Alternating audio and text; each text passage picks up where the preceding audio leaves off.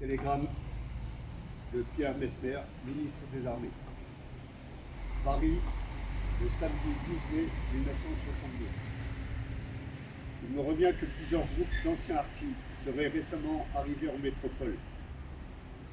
Renseignements recoupés tendent à prouver que ces arrivées inopinées sont dues à initiative individuelle de certains officiers SAS. De telles initiatives représentent infractions caractérisées aux instructions que je vous ai adressées. Je vous prie d'effectuer sans délai ensuite en vue de déterminer le départ Algérie de ces groupes incontrôlés et sanctionner officiers qui pourraient en être à l'origine. En veillant application stricte, instructions qui ont fait l'objet de votre note de service du 11 avril.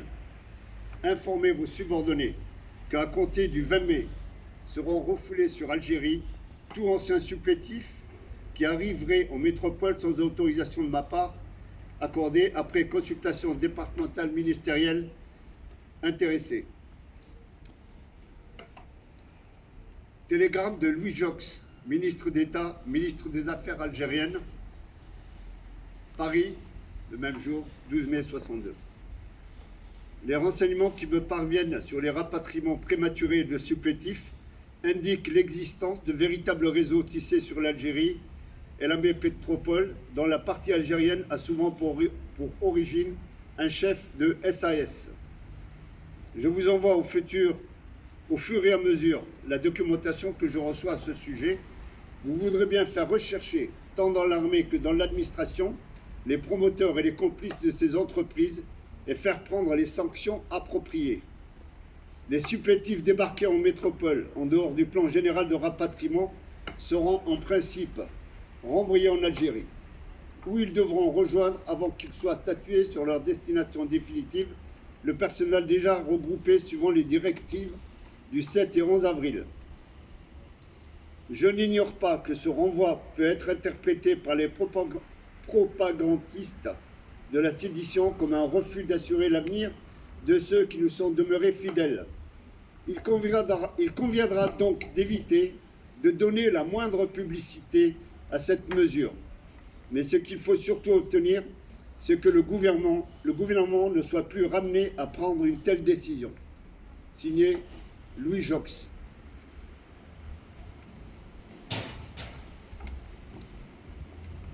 Je vous remercie tous d'être présents. À vous, monsieur le maire, à vous, madame la députée, messieurs les conseillers, le commandant de gendarmerie, messieurs les présidents et présidents d'associations, messieurs les porte-drapeaux, mes chers amis. Le 12 mai 62 marque l'abandon officiel des harkis et autres supplétifs en Algérie. La volonté du pouvoir en France était manifeste dès le début des négociations avec le FLN, de lâcher celles et ceux qui s'étaient battus à ses côtés contre la terreur pour une autre Algérie. Le télégramme du ministre Pierre Messmer, qui vient de vous être lu, et accentué par celui du ministre Louis Jox, est hélas sans ambiguïté. Il confirme qu'après avoir appelé les Français musulmans ou le FSNA, français de souche nord-africaine, comme on disait alors, à défendre la France contre le terrorisme du FLN, après leur avoir promis que jamais elle ne les abandonnerait, la France les a désarmés avant les accords d'Évian et a décidé de les abandonner sans protection à la haine du FLN. On sait ce qu'il advint: exactions, supplices, massacres, tortures. 150 000 harkis et leurs familles ont été assassinés. Parce qu'il n'y a rien de plus déshonorant pour un soldat que d'abandonner ses frères d'armes. Les officiers désobéir aux ordres d'abandon et ont rapatrié en cachette des supplétifs.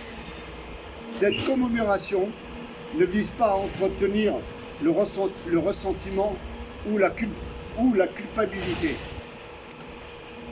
Les gouvernants d'aujourd'hui et tous les Français rassemblés ne sont en rien responsables de cet abandon honteux aux conséquences tragiques. Commémorer, c'est commémorer, c'est-à-dire partager la mémoire. Faire connaître cette page noire de notre histoire vise d'abord à rendre hommage aux officiers qui ont eu le courage de sauver leurs hommes en refusant l'obéissance à un ordre qui bafouait l'honneur de l'armée et les valeurs de notre nation. C'est aussi une invitation à réfléchir sur les notions de liberté, de conscience, de responsabilité et de fraternité. Depuis plus de 20 ans, tous les présidents de la République ont reconnu la réalité de l'abandon des harkis en 1962, voire la responsabilité du gouvernement de l'époque. Ainsi, Jacques Chirac, le 25 septembre 2001, déclarait « Les massacres commis en 1962 frappant les militaires comme les civils, les femmes comme les enfants, laisseront pour toujours l'empreinte irréparable de la barbarie. Ils doivent être reconnus. » La France, en quittant le sol algérien, n'a pas pu les empêcher. Elle n'a pas su sauver ses enfants. En avril 2012, Nicolas Sarkozy a reconnu la responsabilité de la France en déclarant, dans le camp de Rivesaltes, « La France se devait de protéger les harkis, elle ne l'a pas fait. La France porte cette responsabilité devant l'histoire. »